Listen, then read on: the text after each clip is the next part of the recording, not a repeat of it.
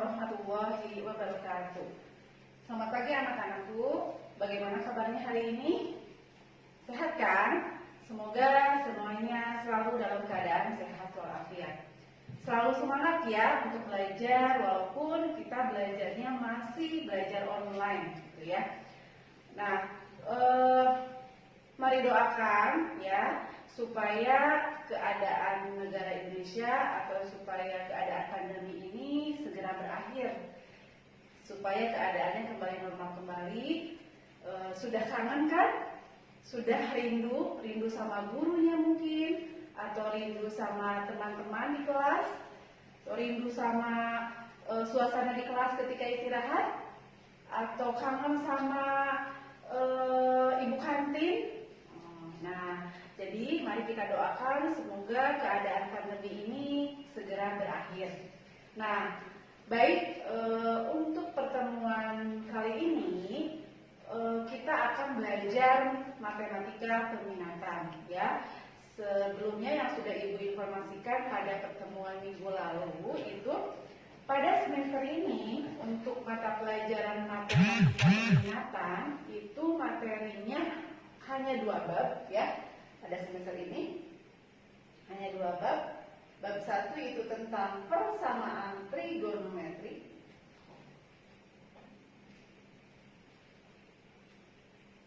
Bab 2 itu tentang rumus trigonometri. Nah, ini hanya ada 2 bab di semester sekarang. Nah, semuanya berkaitan tentang trigonometri. Banyak para siswa ketika mendengar trigonometri itu materi yang salah satu materi di matematika yang terasa sulit ya. Ketika membaca trigonometrinya saja sudah agak ketakutan ya. Jadi Ibu tekankan mumpung ini belajar sejak awal ya. Dalam matematika itu semua materinya itu sama ya, semua materinya sama. Jadi mungkin untuk trigonometri karena banyak istilah-istilah yang baru, kemudian berkaitan dengan perhitungannya yang ada tanda akar seperti itu, jadi mungkin terasa sulit ya. Padahal ini sebenarnya kalau kalian pahami ya sama saja dengan materi-materi yang lainnya. Nah, yang akan kita bahas terlebih dahulu yaitu bab 1 tentang persamaan trigonometri. Nah, yang ini banyak materi ketika kalian kelas 10 itu sudah kalian dapatkan tentang atau yang berkaitan dengan trigonometri ini. Ya, seperti halnya kalian di kelas 10 itu sudah belajar tentang perbandingan trigonometri pada segitiga siku-siku atau perbandingan trigonometri untuk sudut istimewa. Kemudian kalian juga sudah belajar tentang aturan sinus, aturan kosinus. Selain itu, grafik fungsi trigonometri juga sudah dibahas. Nah, ketiga materi atau ketiga pengetahuan ini merupakan pengetahuan awal yang harus kalian pahami kembali, yang nantinya ada kaitannya dengan materi yang akan kita bahas di bab 1 maupun nanti di bab 2. Dan nanti bahkan ketika kalian naik ke kelas 12, di kelas 12 itu ada materi trigonometri lagi. Jadi tiga materi awal tadi ketika kalian kelas 10 itu merupakan pengetahuan basic yang harus kalian pahami. Ketika kalian tidak memahami itu, kalian nanti akan sulit ya, akan sulit untuk memahami materi-materi di kelas 11 dan kelas 12. Jadi coba kalian masih ada kan waktu kelas 10? Nah, baru beberapa bulan kalian naik ke kelas 12 kan? Maksudnya baru beberapa bulan kalian belajar materi ini di kelas 10, jadi mungkin ya masih ada gitu ya. Jadi coba kalian kumpulkan kembali buku kelas 10-nya, baik itu untuk catatan ataupun latihannya yang terkait dengan trigonometri, silakan kalian kumpulkan dan buka-buka lagi dan baca dan pahami gitu ya. Nah, nanti juga oleh Ibu akan dibahas kembali ya. Sekedar mengingat lagi supaya kalian lebih paham lagi gitu. Nah, untuk persamaan trigonometri di sini ada 2 kompetensi dasar yang harus kalian pahami, yang harus kalian kuasai ya. Yang berkaitan dengan bab 1 itu, kompetensi dasar yang harus kalian capai itu kalian harus mampu menjelaskan dan menentukan penyelesaian persamaan trigonometri.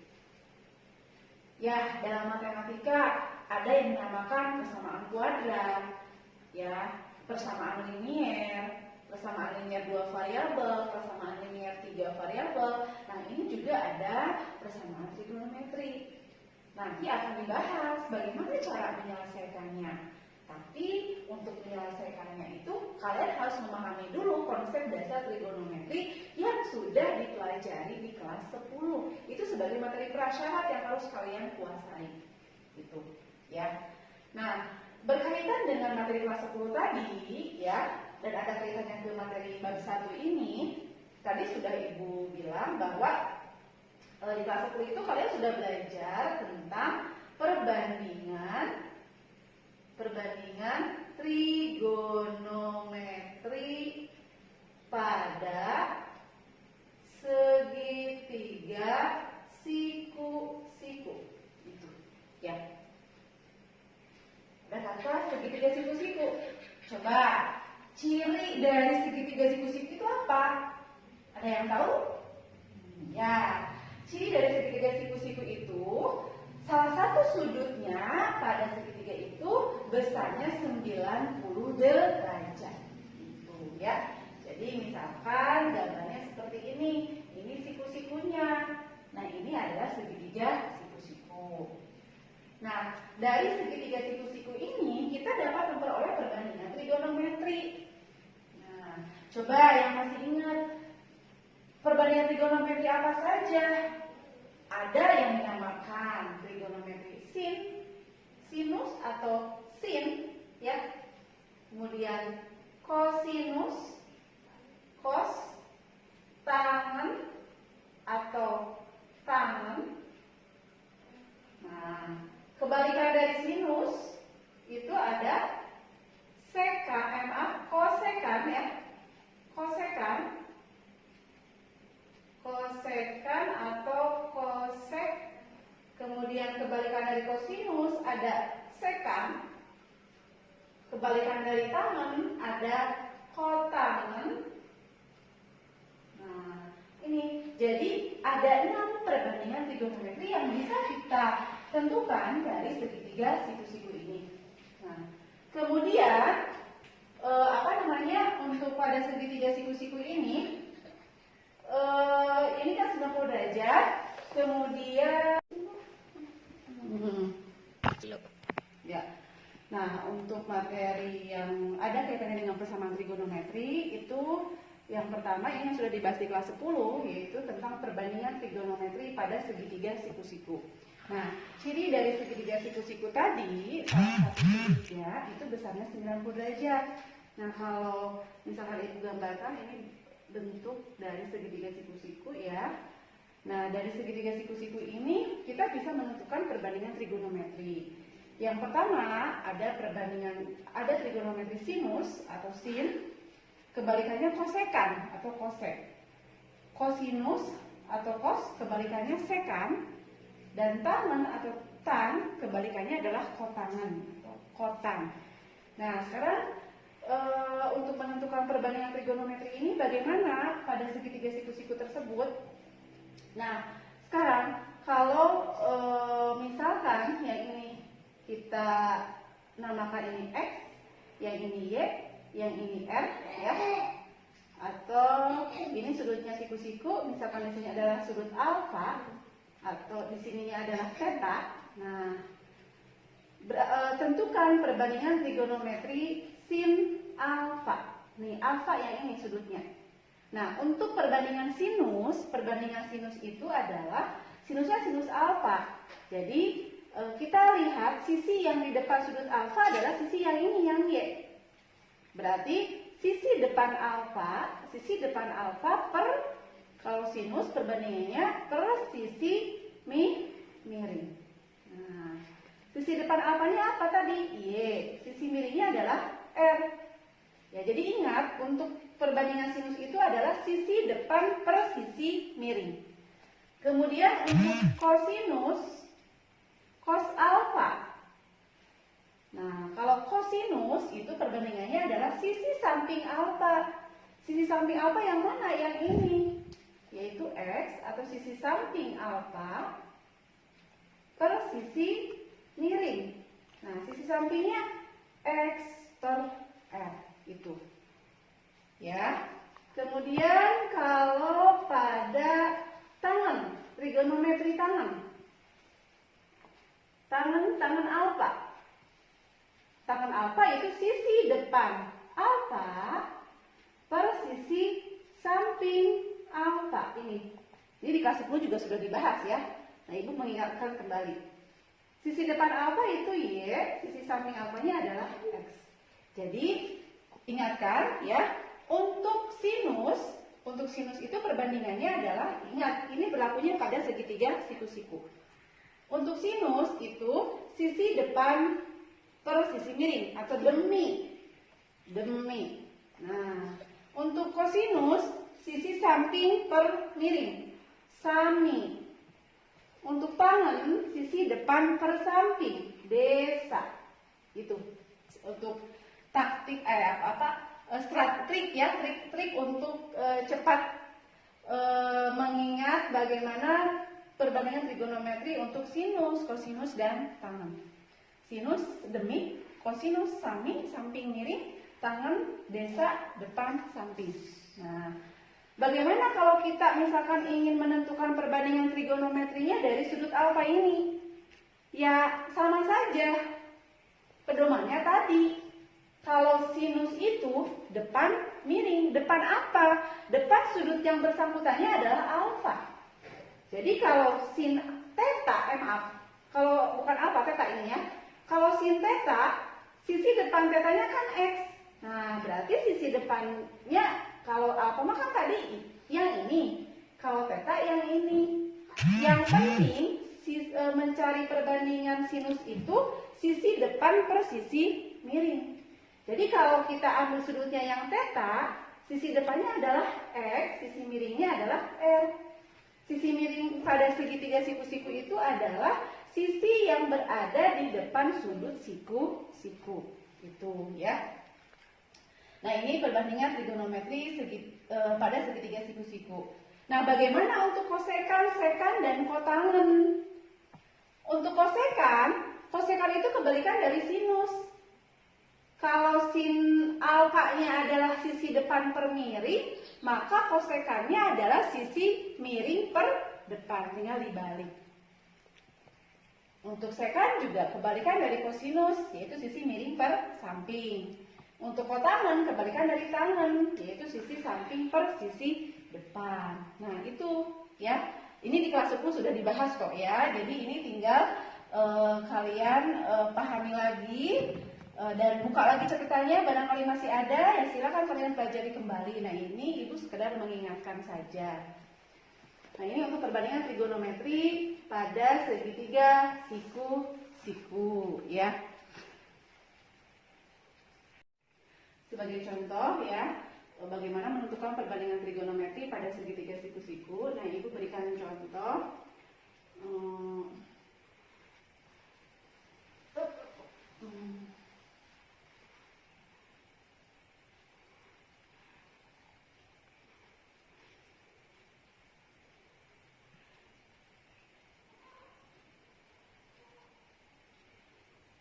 Nah, pertanyaannya dari gambar ini ya, ini adalah gambar segitiga siku-siku. Ini sudut siku-sikunya. Ini ada sudut beta di sini. Tentukan perbandingan trigonometri sin beta, cos beta, tangen beta, kosekan beta, sekan beta, dan kotangen beta. Nah, sudut yang bersangkutannya adalah beta, sudut yang dimaksudnya beta. Sin beta. Tadi untuk menentukan perbandingan trigonometri sin itu adalah sisi depan sudut yang dimaksud per sisi miring. Sisi miringnya adalah sisi yang di depan sudut siku-siku, yaitu 5 satuan. Nah, sisi yang di depan sudut beta berarti yang ini 3 satuan. Sehingga perbandingan sin beta, sisi depan betanya 3 satuan per sisi miringnya 5. Jadi 3/5. Kalau cos beta, sisi sampingnya 4 per sisi miringnya 5. Tangen beta, sisi depan betanya 3, sisi sampingnya 4. Karena tangen itu sisi depan per sisi samping. Kemudian kalau kosekan beta itu kebalikannya dari sin beta. Kebalikan dari 3/5 berarti 5/3. Kebalikan dari sekan beta, yaitu cos ya, berarti 5/4. Kotangan beta yaitu kebalikan dari tangan beta 3/4, maka kebalikannya jadi 4/3. Nah, itu ya. Berbicara kebalikan tadi, kita bisa ambil kesimpulan sin beta itu karena kebalikannya kosekan beta, jadi sin beta itu 1 per kosekan beta. Atau kosekan beta sama dengan 1 per sin beta. Kalau cos beta sama dengan 1 per sekan beta, tangen beta sama dengan 1 per kotangen beta. Jadi bisa sekan beta sama dengan 1 per cos beta. Atau kotangen beta sama dengan 1 per tangen beta. Itu ya. Nah, untuk mencari tangen beta pun bisa dari perbandingan sin dan cos. Tangen beta berarti sin beta per cos beta. Ini ya, jadi itu sin per cos. Nah, ini sudah dipelajari di kelas 10 ya. Nah, untuk pembahasan materi berikutnya yang terkait dengan bab 1 ini masih apa ya, ini merupakan konsep dasar trigonometrinya, yaitu tentang nilai sudut istimewa. Nah, sudut istimewa itu ada berapa, besarnya berapa saja ya, 0 derajat, 30 derajat besarnya, 45 derajat, 60 derajat, dan 90 derajat. Ini di kelas 10 juga sudah. Nah, masih ingat nggak berapakah nilai dari sin 30 derajat? Berapakah tangen dari 90 derajat? Nah, kalian biar cepat mengingatnya bisa menggunakan kaidah tangan kiri ya. Menggunakan kaidah bagaimana triknya agar kalian bisa cepat ingat untuk menentukan nilai trigonometri dari sudut-sudut istimewa tersebut. Nah, Ibu akan berikan trik ya supaya kalian lebih cepat mudah memahami dan lebih cepat ingat, yaitu menggunakan kaidah tangan kiri ya, menggunakan kaidah tangan kiri. Jadi telapak tangannya menghadap ke sini ya. Jadi kalau Ibu kan ke sini ya. Nah, ini jadi ini jari kelingking itu setara dengan sumbu X, jari jempol setara dengan sumbu Y. Sumbu Y dan sumbu X itu kalau berpotongan itu kan 90 derajat ya, tegak lurus ya. Nah, kemudian di antara ini 0 dan 90 itu kita bagi, yang tengah-tengah berarti 45 derajat itu jari tengah, yang jari manis 45 derajat, jari manis itu 30 derajat, kemudian jari telunjuk itu 60 derajat. Nah, ingat ya, untuk jari kelingking ini 0 derajat, jari manis 30 derajat, jari tengah 45 derajat, jari telunjuk 60 derajat, dan jempol adalah 90 derajat. Nah, bagaimana caranya menentukan nilai dari sudut istimewa ini menggunakan kaidah tangan kiri ini? Nah, pertama untuk sinus dulu ya.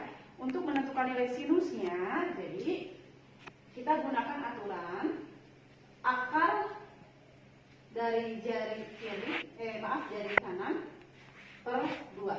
Untuk nanti kosinus akar jari sebelah kanan, sebelah kiri per 2. Maksudnya dari kanan kiri yang mana? Tetap kita menggunakan kaidah tangan kiri ini, ya. Jadi nanti misalkan kita mau menentukan sin 30 derajat. Nah, tadi sesuai kesepakatan 30 derajat di jari manis ya. Yang ini jari manis 30 derajat itu. Berarti nanti kalau ini kita lipat, nah tutup ya, ini tutup. Berarti tersisa kita anggap yang ini ke bawah. Ini berarti kanan ya. Kanan, yang ke atas berarti kiri.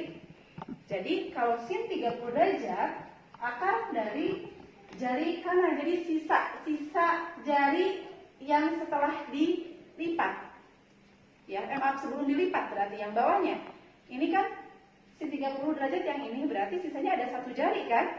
Berarti akar 1 per 2. Akar 1 itu kan 1. Jadi sin 30 derajat itu 1 per 2. Kalau sin 60 derajat, nah 60 kan yang ini, kita tutup. Nah, berarti sisa jari sebelum dilipat itu ada 3, 1, 2, 3, ada 3 ya. Berarti akar 3 per 2 atau setengah akar 3. Kalau sin 0 derajat, nah 0 derajat kan yang jari kelingking, kita tutup. Nah, sebelum jari yang dilipat ini kan nggak ada lagi kan, nggak ada jari kan, berarti 0. Nah, berarti akar 0 kan 0. Akar 0 per 2 ya berarti 0 per 2 sama dengan 0. Itu cara menentukan untuk sinus dulu ya. Sinus itu berarti nanti akar jari kanan, maksudnya akar jari yang sebelum dilipat, yang di bawahnya itu. Kalau kosinus berarti ya setelah dilipat jari yang atasnya. Misalkan kita mau menentukan cos 30 derajat. Tadi 30 derajat itu yang ini, kita tutup. Nah, yang setelah dilipat yang atas itu tersisa 3 jari kan? 1, 2, 3. Berarti akar 3 per 2 atau setengah akar 3 itu ya. Kemudian kalau mau menentukan cos 90 derajat. 90 derajat kan ini yang jempol ya. Jari yang setelah jempol ini yang dilipat kan nggak ada, 0 kan jumlahnya. Berarti akar 0 kan 0 per 2 sama dengan 0. Kemudian kalau misalkan cos 45 derajat, cos 45 derajat, 45 kan yang ini tengah-tengah. Ya, berarti yang sisa jari yang setelah dilipat ada 2. Nah, berarti akar 2 per 2 itu ya. Nah, kemudian bagaimana untuk tangan? Kalau tangan kita tadi sudah tahu perbandingan tangan itu kita bisa memperoleh dari perbandingan sin dan cos. Tangan alfa sama dengan sin alfa per cos alfa.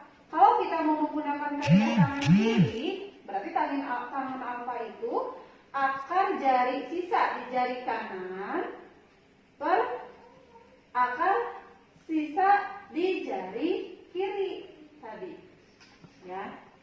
Misalkan kita mau menentukan tangan 45 derajat. 45 derajat ini tengah-tengah. Kita tutup.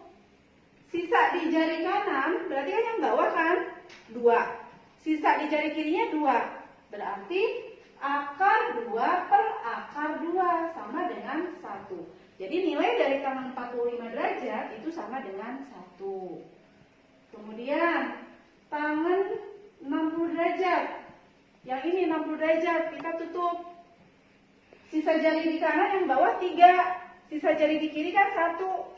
Berarti akar 3 per akar 1. Jadi akar 3 per 1 sama dengan akar 3. Nah, itulah trik ya untuk menentukan nilai trigonometri untuk sudut-sudut istimewa. Bagaimana? Paham? Nah, semoga kalian paham dengan penjelasan yang Ibu sampaikan ya. Jadi materi yang tadi itu sebenarnya materi ketika kelas 10. Jadi ini sebagai konsep dasar bagi kalian nanti untuk memahami materi-materi yang ada di kelas 11 ataupun kelas 12. Nah, kalau misalkan nanti ada pertanyaan, kalian bisa sampaikan di WA ataupun di Google Classroom ya. Terima kasih untuk pertemuan kali ini. Ya, semoga kalian bisa menjaga kondisi kalian dan tetap terus semangat belajarnya. Wassalamualaikum warahmatullahi wabarakatuh.